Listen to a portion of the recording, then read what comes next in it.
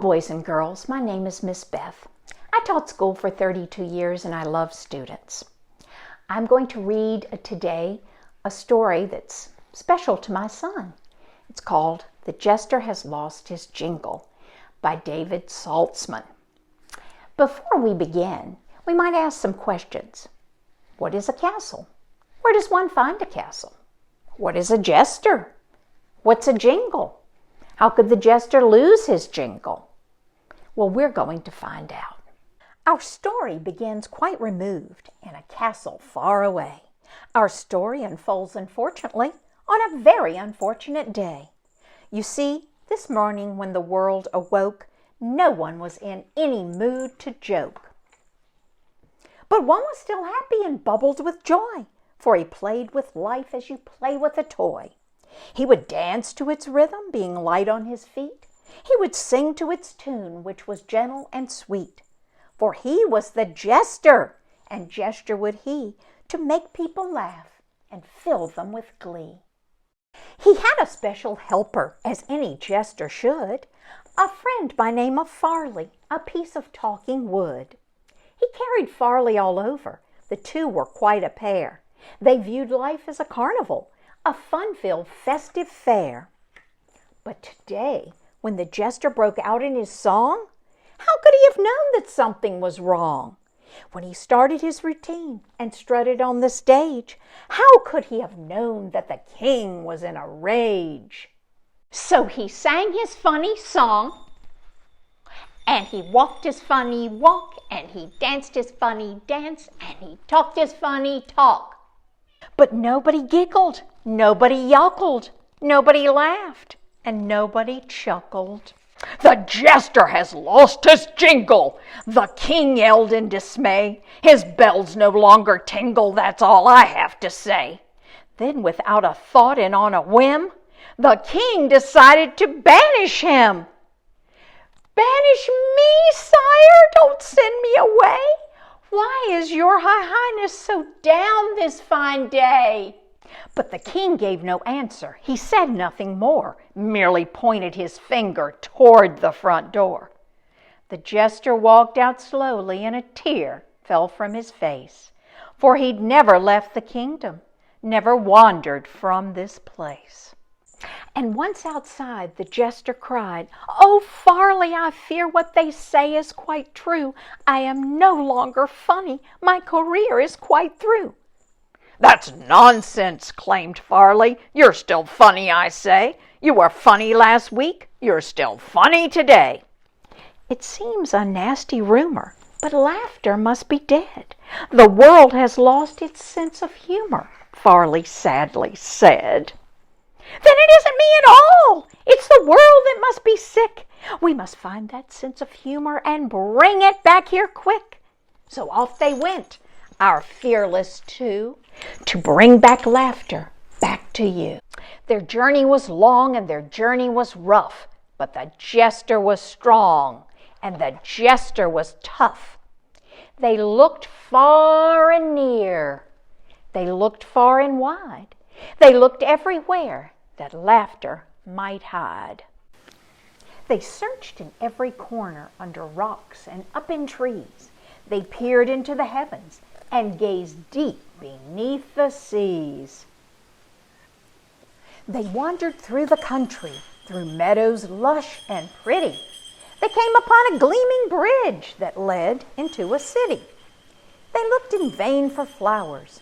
They heard no songs of birds, but saw lots of angry faces and heard lots of bitter words. "Everyone here is so moody. Everyone here is so mean. I must confess this city is the saddest place I've ever seen. Maybe someone here can tell me. Maybe someone here might know.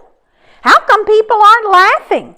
How come spirits are so low?" "Ask that man," Farley motioned, "that man over there. The thin one in the alley with the tangles in his hair." "Okay," said the jester, "I'll give it a go. Why are you not laughing, sir? I'd really like to know." "It's kind of hard to laugh or joke when you're unemployed and completely broke. I have no job. I have no money. So tell me, jester, what's so funny?" Oh, Farley, I fear it's much worse than I thought. Is laughter something these people forgot? Impossible, cried Farley. Why, that's news I couldn't bear. Ask that man with the briefcase blowing smoke into the air. Okay, said the jester. I'll try another try. It seems you don't believe in laughing, sir. Can you please tell me why? Laugh? Huh! That's a laugh the best I've had in years. The world is not a funny place. It's filled with pain and tears. Don't you read the papers? It's all there in black and white. Everything is going wrong, and jokes won't make it right. I have no time for laughter. I have no time for you. I'm sorry that's the way things are. There's nothing you can do. Don't believe him, Farley said. We know he must be wrong. Our search for laughter must continue. Time to move along. The jester looked up to the skies. He let out a woeful sigh. Whew. He fought back tears and shook his head. Then with determination said, there must be someone somewhere with a smile upon their face. There must be someone cheerful in this cold and lonely place. Say, look at that tall building. Perhaps we'll find the answer there. It's up to us to make a difference. It's up to us to care. What of her? Asked Farley, the little girl in bed. The one who looks so fragile with the bandage on her head. Hello, little girl, the jester said. My, how do you do? I wonder if you can tell me, how come laughter's not with you? The little girl looked up and her eyes were opened wide. She turned slowly to the jester and she quietly replied, here I lie, I have a tumor, and you ask me where my sense of humor? I've been very sick. I'm so tired of trying. I don't feel like laughing. I just feel like crying. Sometimes I feel like crying too, the jester whispered in her ear. But instead of letting teardrops fall, I make them disappear. Whenever I feel like crying, I smile hard instead. I turn my sadness upside down and stand it on its head. When I get sad or lonesome, or when I get depressed, that's when I sing my loudest and dance my very best. So won't you try it, little girl? Won't you laugh with me? We'll start off very slowly with a tiny tee-hee-hee. So he sang his funny song, and he walked his funny walk, and he danced his funny dance, and he talked his funny talk. And from the room there came a giggle, which echoed down the halls, and soon there came another, which bounced up and down the walls. The giggle became a snicker, which grew into a guffaw, which soon became a chuckle that transformed into a ha! The jester was beside himself. He grinned a great big grin. He hugged and thanked the little girl and kissed her on the chin. Soon laughter leaped right out the window, growing louder as it flew.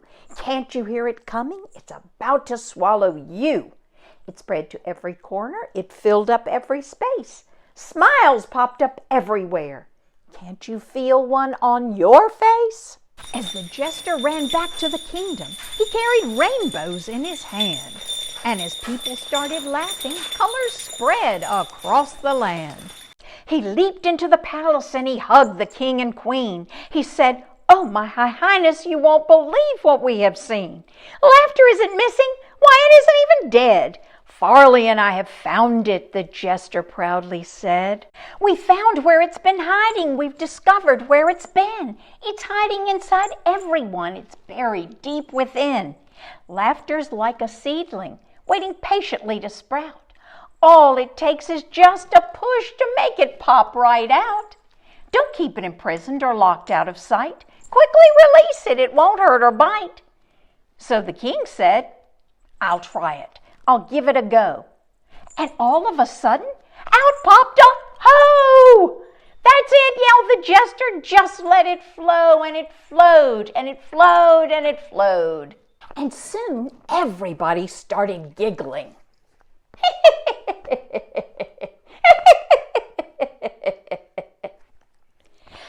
everybody started yuckling.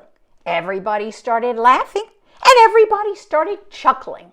"My Jester, you have done it," said the king. "You've saved the day. You've brought back love and laughter and helped us find the way."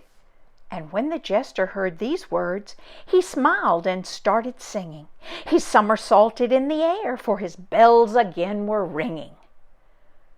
So when you're feeling lonely or sad or bad or blue, remember where laughter's hiding. It's hiding inside of you. David Saltzman, the author of this book, was a young man in college when he became sick. And he was sad at first, but then, as time went on, he found laughter inside of himself and wanted to share it with you.